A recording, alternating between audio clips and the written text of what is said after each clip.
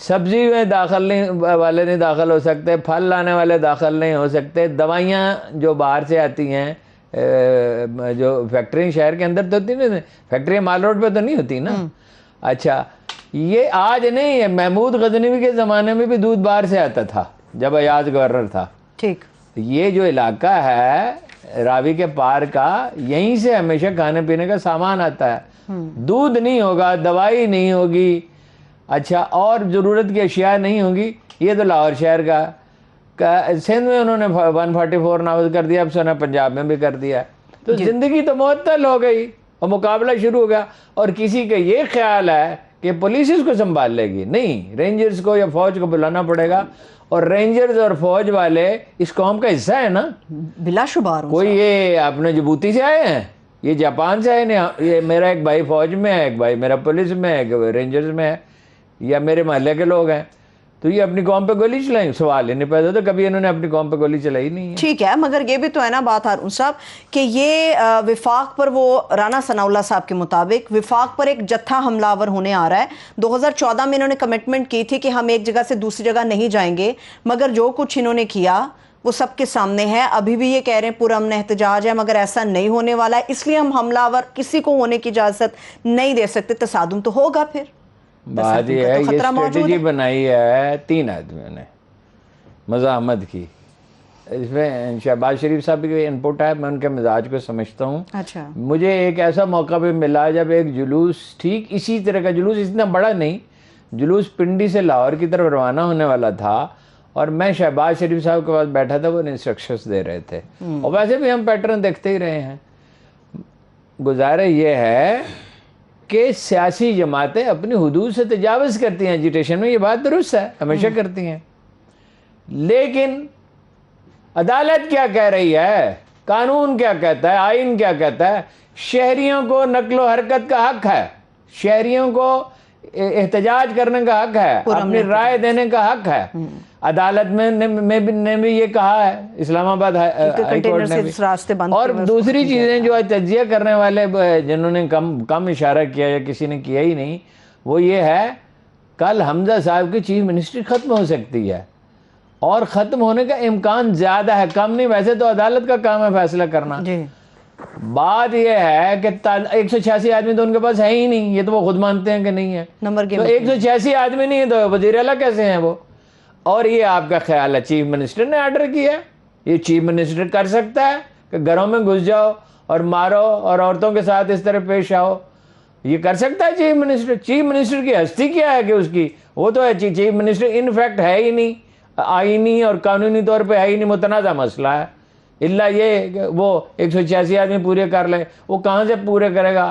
گجرانوالہ کی یا کراچی کی یا فیصل آباد کی کسی فیکٹری میں انسان تو تیار نہیں, ایم پی اے تو تیار نہیں ہوتے, وہ لائے گا کہاں سے؟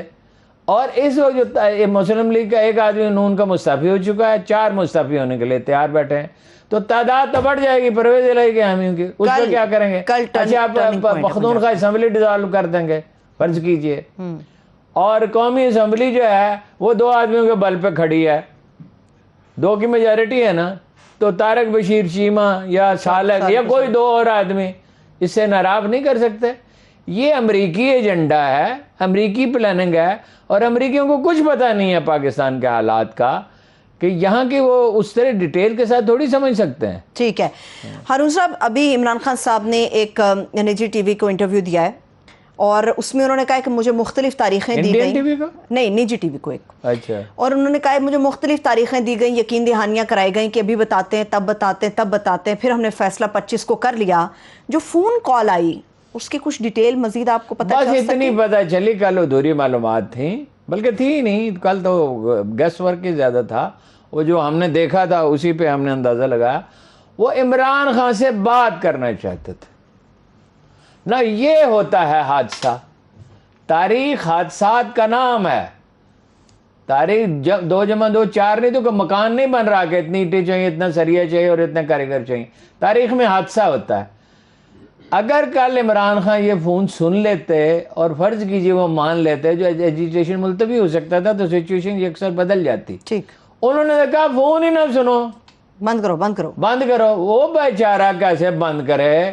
فون ایسے آدمی کا ہے کہ اس کی تو حالت خراب ہوگی، اور ایک اس لیے وہ رسک لینے، اس کی ناراضگی کا رسک لینے کے لیے تیار ہے، مگر فون تو بہت سنتا رہا ایسے کر کے۔ قریشی صاحب کا نام لے دیا کریں نا آپ۔ جی وہ قریشی صاحب کا نام لیں، ضرور لیں، مجھے ان کا نام لینے سے کیا ہے، نام تو اس کا بڑا اچھا ہے، شاہ محمود اس کا نام ہے، محمود غزنوی کے نام پہ رکھا گیا ہے، اگرچہ محمود غزنوی کے زمانے میں ہوتا تو شاید کانسٹیبل بھی بھرتی نہ ہو سکتا۔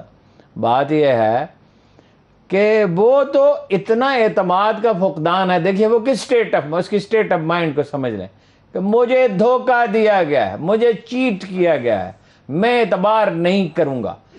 اس وقت وہ ایسی کیفیت میں ہے جس میں انسانی حسیات پوری طرح، یعنی انسانی ذہن پوری طرح کام کرنے لگتا ہے۔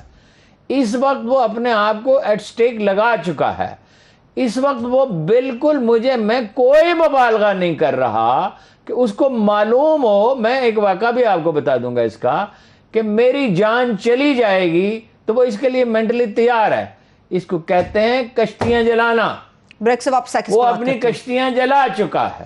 موجودہ گورنمنٹ کی کیفیت کیا ہے؟ وہ آج مریم نواز صاحبہ نے جو پریس کانفرنس کی ہے اس میں انہوں نے کئی نقطے اٹھائے ہیں اور کئی سوالات اٹھائے ہیں جن کا تجزیہ میں ہارون صاحب سے لوں گی۔ چھوٹی سی بریک کے بعد ایک بار پھر سے پروگرام میں خوش آمدید کہیں گے۔ ہارون صاحب، اختلاف اپنی جگہ، مگر مریم صاحبہ جب یہ بات کرتی ہیں کہ انقلاب کی بات عمران خان صاحب کر رہے ہیں، لوگوں کی اولاد، لوگوں کے بچوں کو لے کر آ رہے ہیں، انہوں نے کوشچن اٹھایا ہے کہ اپنے گھر سے اس کا آغاز کریں، جہاد کا، انقلاب کا، اپنے بیٹوں کو واپس لے کر آئیں، اور جو ملک کو آپ سری لنکا بنانے کی کوشش کر رہے ہیں نا، اس سے آپ باز رہیں، کامیاب نہیں ہوں گے، آپ نہ ہونے دیں گے۔ دیکھیے وہ ملک کو سری لنکا بنانے کی کوشش بالکل نہیں کر رہا ہے، اس کے باوجود کہ کرونا کی زد میں تھا سارا ملک، اور کرونا نے ساری دنیا کی معیشتیں برباد کر دی ہیں، اور کتنی چیزوں کی قیمتیں 2 گنا 3 گنا تک بڑھ گئی ہیں، ڈبل تو کم از کم ہو گئی ہیں، اناج کی بڑھ گئی ہے، بحری جہازوں کے کرائے بڑھ گئے ہیں، کوئلے کی قیمتیں بڑھ گئی ہیں، پٹرول کی بڑھ گئی ہیں، ڈیزل کی بڑھ گئی ہیں، ڈبل آئل کی بڑھ گئی ہیں۔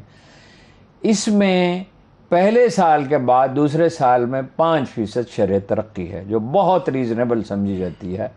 نواز شریف صاحب کے دور اقتدار، تمام ادوار اقتدار کا اگر وہ نکالیں، یعنی اوسط نکالیں، تو زیادہ سے زیادہ 4% ہوگی۔ نیکسٹ اس سال جو ہے وہ اپنا جتنا عرصہ اس کا رہا اس میں 5.97%، 6% ہے، 0.3% معمولی سا فرق ہے۔ تو جو ملک 6% شرح پہ ترقی کر رہا ہو اور باہر سے آنے والے سرمایہ میں $10 بلین کا اضافہ ہو گیا ہو، $10 بلین کا، تقریباً $8 بلین کا، $9 بلین کا برآمدات میں اضافہ ہو گیا ہو، تو وہ سری لنکا نہیں بنا رہا تھا، وہ ایک ترقی یافتہ ملک بنا رہا تھا۔ تو اس کی اپنی غلطیاں تھیں جس کو ہم بارہا پوائنٹ آؤٹ کرتے ہیں کہ احتساب اس طرح نہیں ہوتا، احتساب ادارے کرتے ہیں، وزیر اعظم نہیں کرتا، اور اس کے لیے شہزاد اکبر جیسے فاتر العقل لوگ نہیں رکھے جاتے، وہ اپنا ایف آئی اے کو کرنا تھا اور نیب کو کرنا تھا، اور انصاف کے ساتھ، وہ تو ہم پوائنٹ آؤٹ کرتے رہے ہیں۔ دوسری یہ بات ہے کہ وہ اپنے بیٹوں کو واپس بلائے، وہ میں پہلے بھی آپ سے عرض کر چکا ہوں کہ ان کی والدہ وہاں ہیں، وہ وہاں تعلیم حاصل کر رہے ہیں، اور ان کا گھر ہے، بیٹے جو ہیں پلے بڑے بھی وہاں پر ہیں، پلے بڑے بھی ہیں، ماں کے پاس رہتے ہیں، اور مطلب یہ یہاں آ کے وہ کیا کریں؟ یہاں بیٹے اس کے آ جائیں تو کیا کریں؟ یہاں کون سی یونیورسٹی میں داخلہ لیں؟ یعنی بہتر یونیورسٹیوں کو چھوڑ کے کمتر یونیورسٹی میں، انگریزی وہ بولتے ہیں، اردو تو برائے نام سمجھتے ہیں۔ اچھا، مریم کے بھائی کہاں ہیں؟ لندن۔ وہ کیا کر رہے ہیں وہاں پہ؟ اگر ان کا مال جائز ہے، اگر وہ قانون کی حدود میں رہتے ہیں تو یہاں کیوں نہیں آتے؟ حمزہ ان کا بیٹا کہاں ہے دوسرا؟ شہباز شریف صاحب کا، سلیمان شہباز، ان کا سن ان لا کہاں ہے؟ وہ وہاں کیوں بیٹھے ہوئے ہیں؟ وہ تو پاکستانی شہری ہیں، وہ پاکستان میں رہیں، اب تو حکومت بھی آ گئی ہے، یہاں آئیں، کاروبار کریں، اور عدالتیں موجود ہیں، عدالتیں موجود ہیں نا، تو یہاں کاروبار کیوں نہیں کرتے؟ سارا پیسہ ملک سے باہر کیوں لے گئے ہیں؟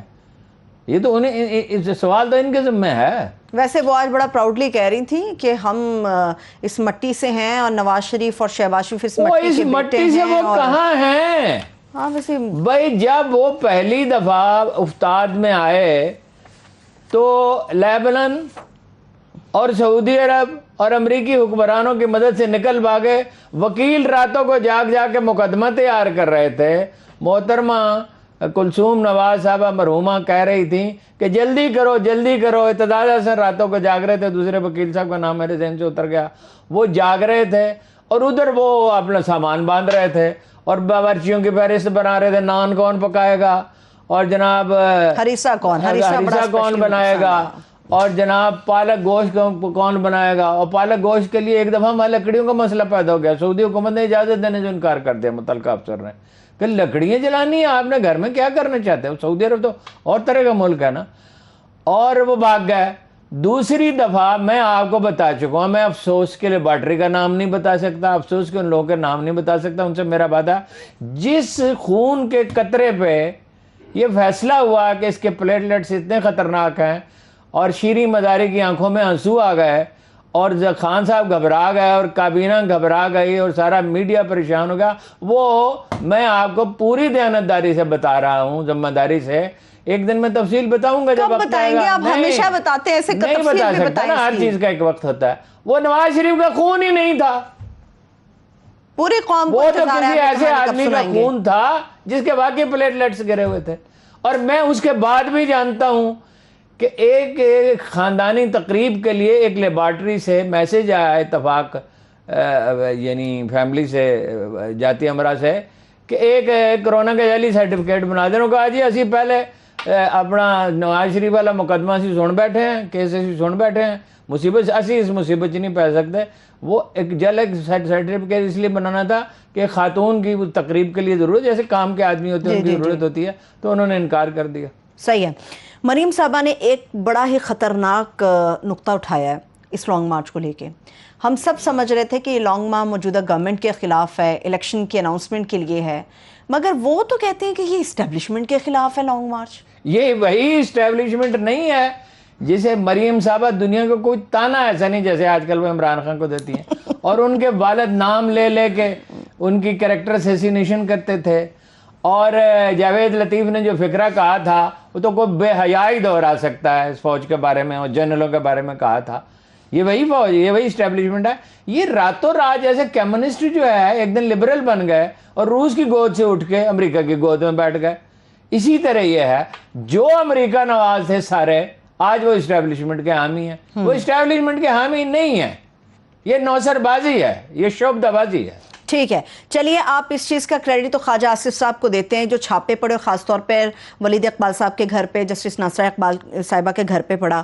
اس پہ انہوں نے ہر پلیٹ فارم پہ بات کی, اسمبلی فلور پہ, پروگرامز کے اندر, کہ میں معافی مانگتا ہوں, میں شرمندہ ہوں, ایسا نہیں ہونا چاہیے تھا. چلیے کسی ایک نے تو ہمت دکھائی نا کہ غلط ہو رہا ہے. کیا ہمت دکھائی جی؟ بات یہ ہے کہ نون لیگ میں رہتے ہوئے ہمت دکھائی انہوں نے نا, اپنے والد کی وفات کے کوئی 2 عشرے بعد یا 1.5 عشرے بعد انہوں نے کہا کہ میرے مرحوم والد نے غلطی کی تھی. 15 برس کے بعد جب جنرل مشرف نے ماشاء اللہ لگا دیا تو انہیں پتہ چلا کہ ہم نے غلطی کی, نواز شریف صاحب نے بھی غلطی کی.